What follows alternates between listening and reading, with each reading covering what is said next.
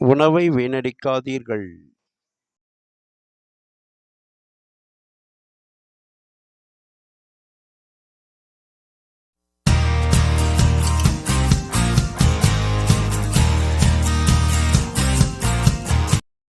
Hi viewers and subscribers. இந்த summer time லீவில் இந்த சின்ன பிள்ளைங்களுக்கெல்லாம் சாப்பிட்றதுக்கு ஒரு ஈஸியான ஒரு ஸ்நாக்ஸ் மாதிரி ஒரு ஐட்டம் செஞ்சு கொடுப்போம். அதுக்கு பார்த்திங்கன்னா இது சுலபமாக கொஞ்சம் வித்தியாசமாக டிஃப்ரென்ஸாக இருக்கும். அது செய்கிறதுக்கு முன்னாடி நம்ம சேனலை சப்ஸ்கிரைபர் பண்ணிக்கங்க, பக்கத்தில் இருக்க பெல் ஐக்கானை ப்ரெஸ் பண்ணிக்கோங்க. இந்த ஸ்நாக்ஸ் ஐட்டம் செய்கிறதுக்கு நம்ம வீட்டில் சாயங்காலம் டைமில் டீ டைமில் செஞ்சு கொடுக்கலாம். அதுக்கு நம்ம ஒரு 1/4 கிலோ கிட்ட நம்ம வந்து உருளைக்கிழங்கு எடுத்துக்கோங்க. இந்த மாதிரி உருளைக்கிழங்கு 1/4 கிலோ உருளைக்கிழங்கு எடுத்துக்கோங்க. அதே போல் நம்மளுக்கு பார்த்திங்கன்னா இந்த ஸ்ப்ரிங் ஆனியன் சொல்லுவோம், அந்த க்ரீன் ஆனியன் சொல்லக்கூடிய அந்த வெங்காயத்தாள் இது மாதிரி தூளாக வெட்டி எடுத்து வச்சுங்க.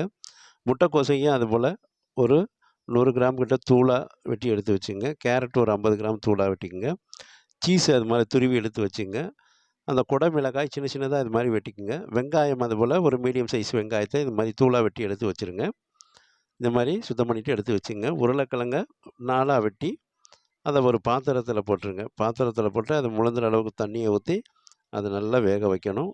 இதை அடுப்பை பற்ற வச்சு நம்ம இந்த உருளைக்கிழங்க ஒரு கடாயில் உங்கள்கிட்ட இருக்கக்கூடிய ஒரு பாத்திரத்தில் போட்டு இது மாதிரி வெட்டி 4ஆக வெட்டிங்க. வெட்டி அதை முழுங்குற அளவுக்கு தண்ணி ஊற்றிங்க.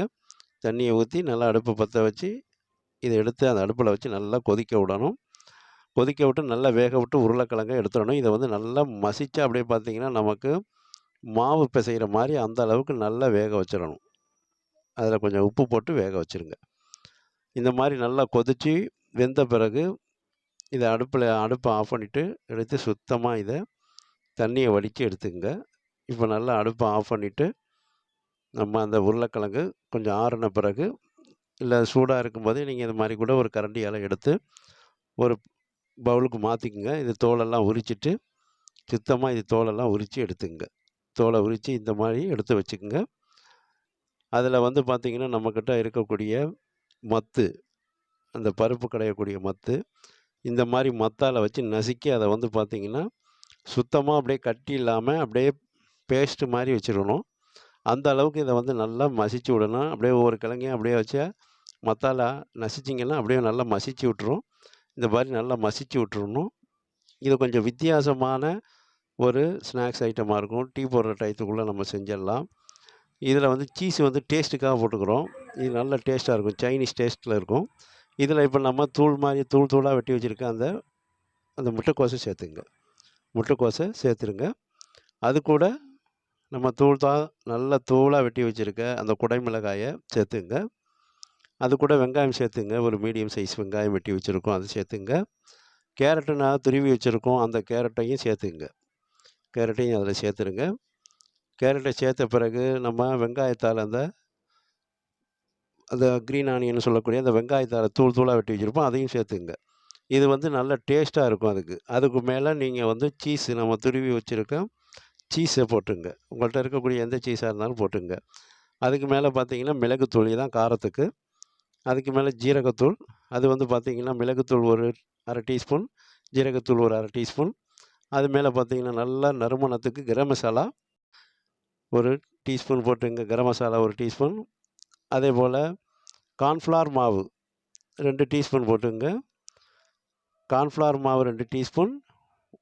உப்பு 1/4 டீஸ்பூன் உப்பு போட்டுங்க.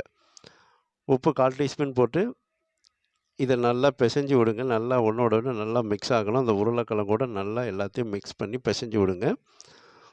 இதில் வந்து 1/4 டீஸ்பூன் உப்பு சேர்த்த பிறகு இதை நல்லா பிசைஞ்சு விடணும்.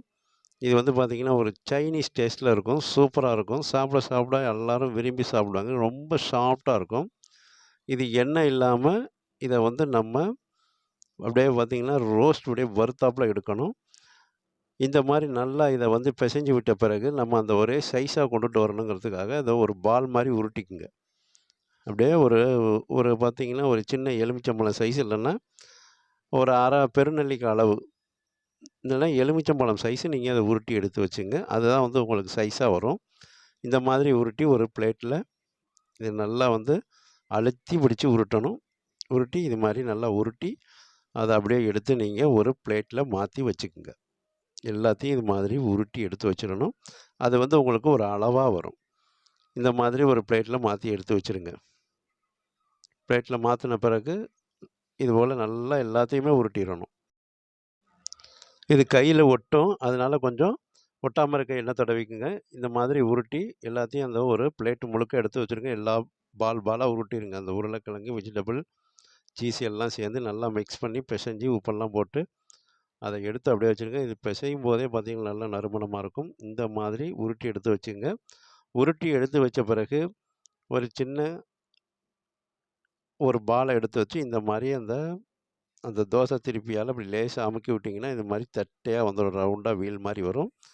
அதை நம்ம ஒரு தவாவில் போட்டு அதை எண்ணெய் விடாமல் இந்த மாதிரி அப்படியே அதை வந்து பார்த்திங்கன்னா வறுத்தாப்பில் எடுக்கணும். அப்படியே சுட்டு எடுக்கணும். அதில் வந்து எண்ணெய் விடக்கூடாது. எண்ணெய் விட்டிங்கன்னா கொல கொலன்னு ஆகிடும். அந்த அந்த டைட்னஸ் வராது. எண்ணெய் விடாமல் அப்படியே இதை மாதிரி நல்லா சுற்றி விட்டிங்கன்னா அது நல்லா உங்களுக்கு சுற்றும். அது நான்ஸ்டிக் தவாவாக இருந்தால் இன்னும் நல்லாயிருக்கும். இந்த மாதிரி தவாவில் வச்சு அதை நல்லா அப்படியே நல்லா வந்து பார்த்திங்கன்னா பெரட்டி விட்டு இதை வேக வைக்கணும். இதை பார்த்திங்கன்னா வேக வைக்கணும். சீஸ் எல்லாம் கொஞ்சம் மெல்ட் ஆகி கொஞ்சம் சாஃப்டாக அப்படியே பார்த்திங்கன்னா ஒரு கிறிஸ்பாக இருக்காது, அப்படியே வெந்தாப்பில் இருக்கும். அதே டைமில் நல்லா டேஸ்ட்டாக இருக்கும். எல்லாம் மிக்ஸ் ஆகி இந்த சீஸ் எல்லாம் பார்த்திங்கன்னா அட்டகாசமாக இருக்கும் டேஸ்ட்டு. இப்போ நல்லா அதை வறுத்து இந்த மாதிரி நம்ம கடாயில் அப்படி இந்த சப்பாத்தி சுடுற மாதிரியே சுட்டு எடுத்துட்டோம். அதை சப்பாத்தி சுடுறது மாதிரி ஞாபகம் வச்சுங்க. அது மாதிரி சுட்டு எடுத்து இந்த மாதிரி பிளேட்டில் மாற்றி இந்த மாதிரி அது மேலே உங்களுக்கு வெங்காயத்தாலெலாம் கார்னிஷ் பண்ணி எடுத்து கொடுத்தீங்கன்னா அட்டகாசமாக இருக்கும். டேஸ்ட்டு சூப்பராக இருக்கும். சாப்பிட அவ்வளோ டேஸ்ட்டாக இருக்கும். பார்த்திங்கன்னா நல்ல நறுமணமாகவும் இருக்கும். இந்த மாதிரி நீங்களும் இந்த வெஜிடபிள் உருளைக்கிழங்கை வச்சு செஞ்சு இந்த மாதிரி ஒரு வித்தியாசமான ஒரு ஸ்நாக்ஸ் ஐட்டத்தை செஞ்சு சாப்பிட்டு பார்த்துட்டு எங்களோட வீடியோவை உங்களுடைய நண்பர்களுக்கு ஷேர் பண்ணுங்கள், லைக் பண்ண சொல்லுங்கள், சப்ஸ்கிரைபர் பண்ண சொல்லுங்கள். அதுபோல் நீங்களும் இதை செஞ்சு பார்த்துட்டு எங்களுடைய வீடியோவுக்கு லைக் போடுங்க. இதை நீங்கள் அடிக்கடி செஞ்சு கேட்பாங்க. இந்த மாதிரி செஞ்சு கொடுத்தீங்களா? இதை வந்து பார்த்திங்கன்னா நம்ம பச்சை மிளகாய் சட்னியோட, அதாவது குடை மிளகாய் சட்னியோட சாப்பிட்டிங்கன்னா இன்னும் ஹைலைட்டாக இருக்கும். இதுபோல் செஞ்சு சாப்பிட்டு பார்த்துட்டு லைக் பண்ணுங்கள். எங்களுடைய வீடியோவை பார்க்கும் அனைத்து வியூவர்ஸுக்கும் சப்ஸ்கிரைபர்ஸுக்கும் மனமார்ந்த நன்றியினை தெரிவித்துக் கொள்கிறேன்.